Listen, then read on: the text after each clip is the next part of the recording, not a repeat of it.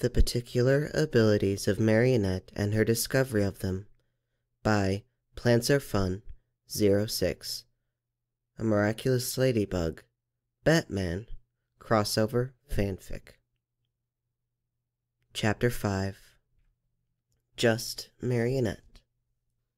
In Chinese. Yes. The previous shock washed off the woman's face and rested into an easy smile. Okay, little one. Can you tell me where your parents are? Well, that was a loaded question.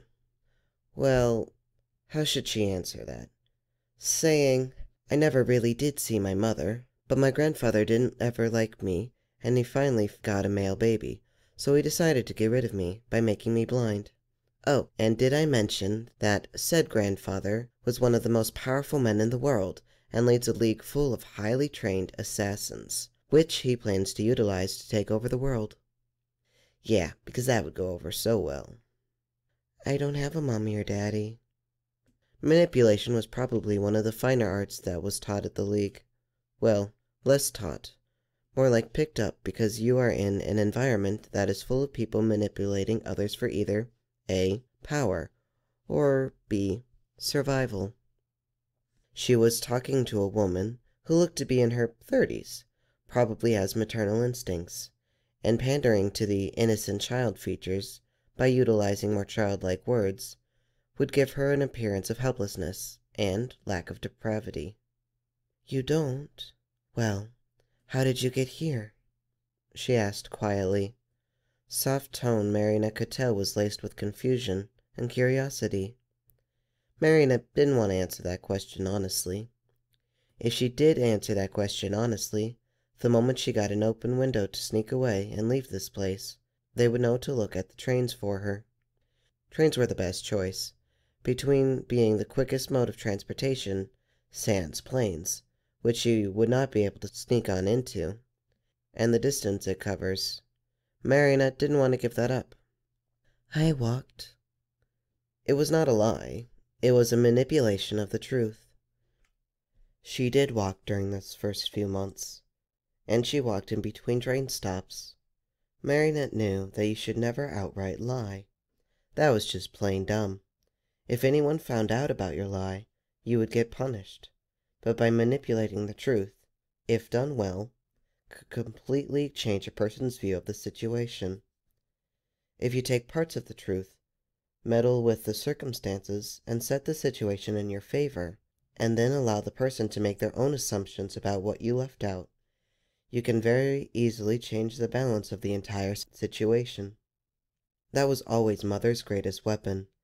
She could be in the wrong of the situation, but she could tell a person what happened in a way that would always put that person on her side.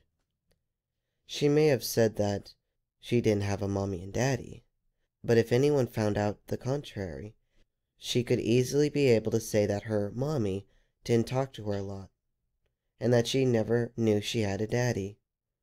Both are true, and if people started poking at the mommy part of the story, she could easily say, Mommy didn't like me very much.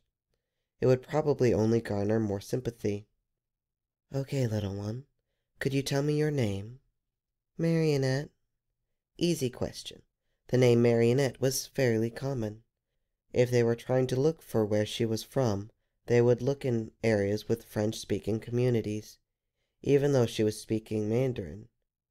And with the League believing she was dead, and the amount of time she had been wandering, they wouldn't find her. Hi, Marionette. Do you have another name? Maybe a name you say after Marionette? It took Marionette's 2 brain cells and a string to tell she was asking about a last name. And if Marionette was being honest, she didn't know. For as long as she thought about her grandfather's words, You are hereby expelled from the League of Shadows. You are banished from its ranks and stripped of your title as an Al Ghul. She never truly comprehended until this moment that her name truly was no longer Marionette Al Ghul. She had been stripped of an Al Ghul, and now she was Marionette, just Marionette. The best Marionette ever felt was running in the meadow full of flowers after traveling down the mountain of Nandon Parbat. But that shower was a very close second.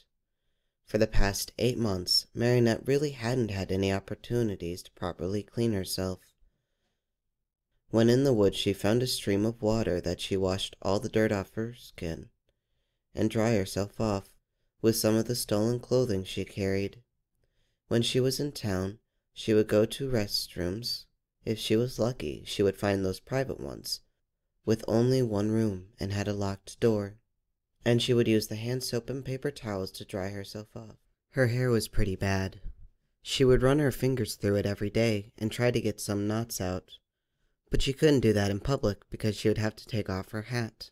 And even then, her hair was often really dirty, and the only time she had real means to comb her hair was when she stole a wood comb from vendors before she started train hopping. Even then, she lost that comb after only a few weeks of having it. And right now, after having used the hairbrush that was sitting in the bathroom sink and washing her hair with conditioner, she had never remembered her hair feeling so good. She got really lucky in the clothing department once she finally got on the train. Granted, she couldn't do this recently because she didn't know the language, but all she had to do was ask one of the attendants at the station to take her to the lost and found box, saying she had lost something, and she would grab a sweater or whatever else felt warm from the box. Occasionally, one of the workers would ask where her parents were, but as long as she said, "They're buying some food," and ran off before they could press her for more answers, she was in the clear. What may have been even better than the warm shower was the warm towel that came after it. She had simply melted into it. All the clothing from the lost and found she got were typically worn. Maybe had a few holes and smelled a bit like piss. But this towel, it was warm, incredibly soft, smelled a bit like lavender. And did she mention warm? Because she hadn't felt warm like this in months, and it was a feeling she hadn't realized just how dearly she missed. Marinette sat on what she guessed was the toilet, wrapped in the warmth of a towel, relaxing all her muscles into it until she felt as if she would never be able to move from that position, when she heard a knock on the bedroom door. "Hey, Marinette, I heard the shower turned off a while ago. I have some clothes that will work for you. Can I come in and give them to you?" Typically, Marinette would be on high alert of anyone who wanted to come into a bathroom while she was currently sitting naked, only covered by a towel. She knew this fell into the vulnerable category, and that under the league's rules, she would never allow anyone near her when she was vulnerable. But Marinette was going to be honest with herself now. She didn't think the woman or the man would do a thing to her. She didn't know exactly why, but when she saw them, she knew. Well, she didn't really know what she knew. She just knew something, and that something was them. And granted, that should put her in even more alert against these people, because she would tense her muscles in preparation to run or fight when presented with anyone. She never did with this woman. She felt strangely at ease around her. Maybe it was a trick. Maybe the woman was trying to lure her into a false sense of security. Marinette knew it was entirely possible. But the feeling of ease, the feeling she was allowed to have someone near her and not be prepared to fight them at any moment, well, that feeling may be even better than running through the meadow. "Yes, you can come in." The police were a pain to talk to. Sabrina, as she learned the woman's name was, it was a very pretty name, may have been translating what the police asked in the nicest tone possible, but that didn't stop her from hearing all the frustrated sighs and the poorly hidden anger laced in the tones of their questions. As they went on, and Marinette continued to not give them any real answers. They kept asking questions about who she was, what she knew about herself, where she came from, what did she remember, how did she end up in Paris? As she learned where she was just then, her surprise at being in Paris told them enough to know that she hadn't been living in a Parisian Chinese community like they were expecting. She told them what she knew, manipulated truths. They didn't know she knew who her mother was. They didn't need to know she knew exactly where she was from. After about 40 minutes of questioning, Marinette relented and told them that she had occasionally rode trains. They were getting agitated, and Marinette needed to throw them a bone to calm them down if she didn't want to end up being watched for 24 hours, 7 days a week. They had told Sabrina and Tom, the man's name, Sabrina and Tom were married, that Marinette needed to be taken to the hospital. Apparently, train hopping and walking around the Eurasia continent was incredibly dangerous and unhealthy for a 3-year-old. 4-year-old, as of 6 days ago. They also needed to provide with DNA samples to run through the database, and she needed to be cataloged for any possible injuries she could have gained or diseases she may have picked up, as well as evaluating the scarring surrounding her eyes and her eyes themselves. Marinette had never gone to a hospital before. She remembered the 2 times she had gone through the medical ward, after the stones and after the acid. She really had no opinion on it. She had a general dislike of being there, but that was more because she was confined to a single room for a long period of time. Hospitals, public hospitals, used by the general population at least, had to abide by certain government mandates set of the rules of treating their patients with the utmost respect and care. Nandam Parbat certainly didn't abide by any government-mandated set of rules, but they had access to the best technology in the world, and were able to heal nearly any wound or illness they were against. And about 30 minutes after entering the hospital, she could safely say that it was worse than the medical ward of Nandam Parbat. She did understand that she was 4, but people were either talking at her or over her. She was used to that in the League, but the League never claimed to be a good place. They were quite upfront with their methods. This place was not.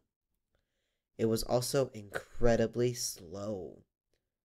Regardless of the fact that Marinette was looked down upon with disgust by her mother and grandfather, and most everyone in Nandam Parbat who spent 2 minutes in the room that held both Marinette and her grandfather at the same time saw what her grandfather thought of her.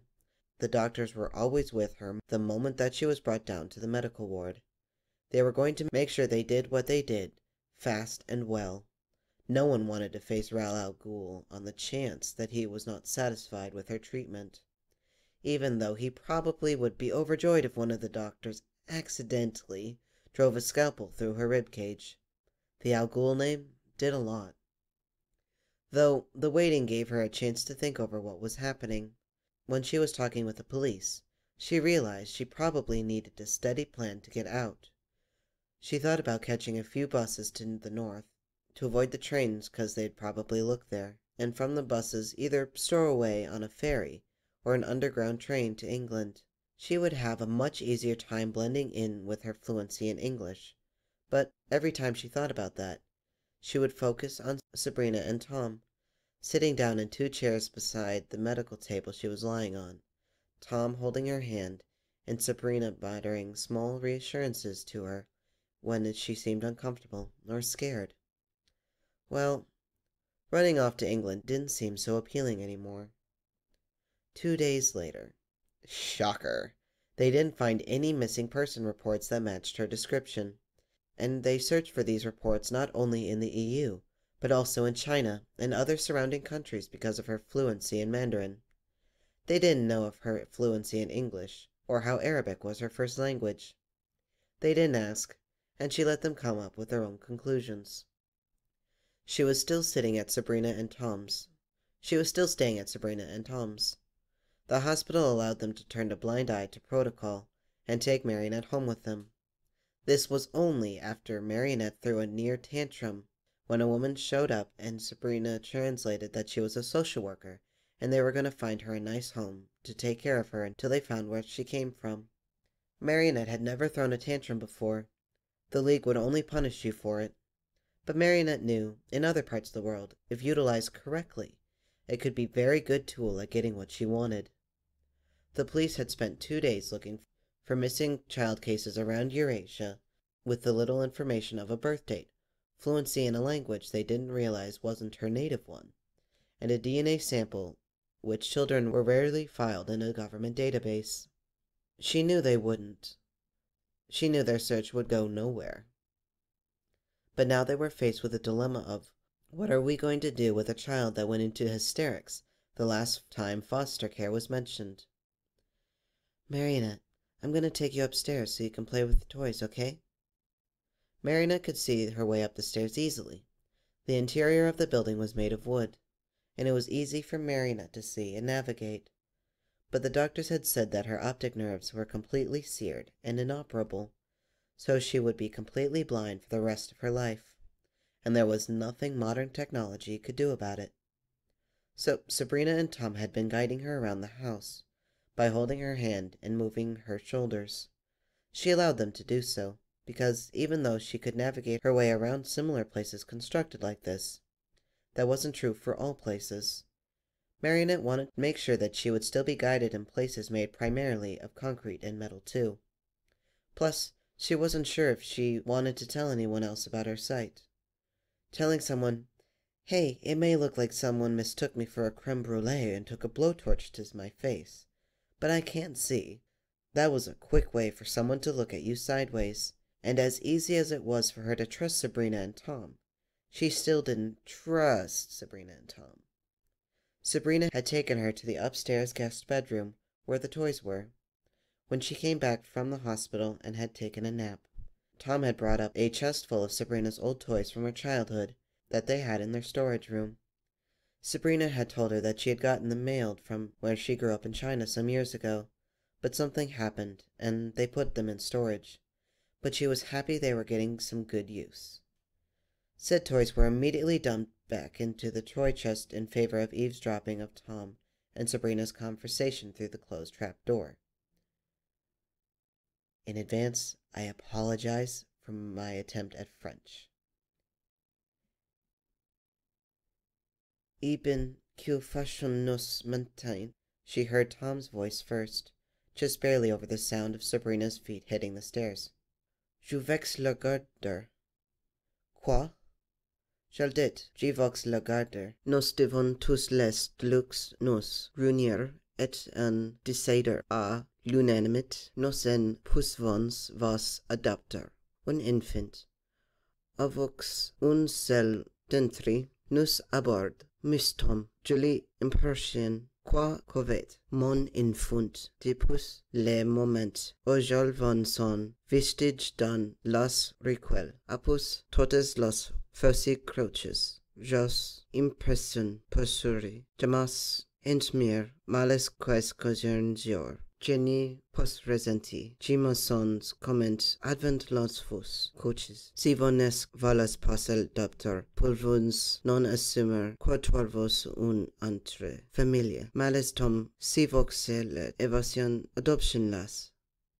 Marionette got a bit mad over the fact that, despite Sabrina talking a good amount of time, the only word she could pick out was Tom and infant, which she was guessing meant infant or baby.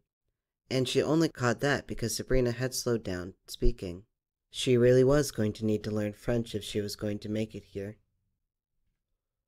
Monsieur, je suis tellement obresque celati fossi du bien d'entremer. Mos je vox, monsieur, que tu en comprehendis toutes las implications. Marionette et aveugle nos d'entres cosir plus de temps et d'efforts et son enseignement. Quales infant normalax. Nos ciment el ast aveugle, mos el ne canit aucun finances. El portrait over des problems. DSSPT nos ne savants meme passicula enti arrivas. La sequel chosen quelle adet quescul a foot le tour de Europa en trains. Les choses vont entre difficultés si nos decisiones de adopter. Je connais Tom, mas refleches, elva y as opinion un semanas nos paroles de adopter, mas non avon decided de non pas y reflecher, car qu'elle put pondre dos amenes, et dos miller dolus, et ut ecup nos trivernus un petit filidos la rule dicimir un boulangeres just un semalan plus tard, sist un sigma tom, elle aust vangul, si elle entri un familia de cul et das mas en adoption, più de familias fondent un infant, avelgur un passe mixterias. Si put entri noter bebe tom, nos provunus aru un petit femelle, comme nos en avos trager revir. Sun nom est meme marionette. Varios avux trager di que vos amis le nom marionette, parce que cite le nom d'un chanticus que van acotsi à l'adolescence, si n'est pas une coïncidence tom, sist l'ouvers qua nos supplux de la garder. Tu le vox richement dynastie pas, plus que tot mon ami, à la russe adoption un petite femelle. From there, Marinette could only hear the sounds of Sabrina squealing and Tom's laugh. She saw as Sabrina jumped into Tom's arms, and he hugged her with a huge smile. She gave up trying to listen to the words. It was pointless listening to them from the beginning, but she was hoping Sabrina would switch to Mandarin at some point, or she would be able to pick up enough words for her to understand the conversation. She just walked back over to the toy box and got out a little wooden car, played with it to the muffled sounds of Tom and Sabrina and the scene of them hugging one another.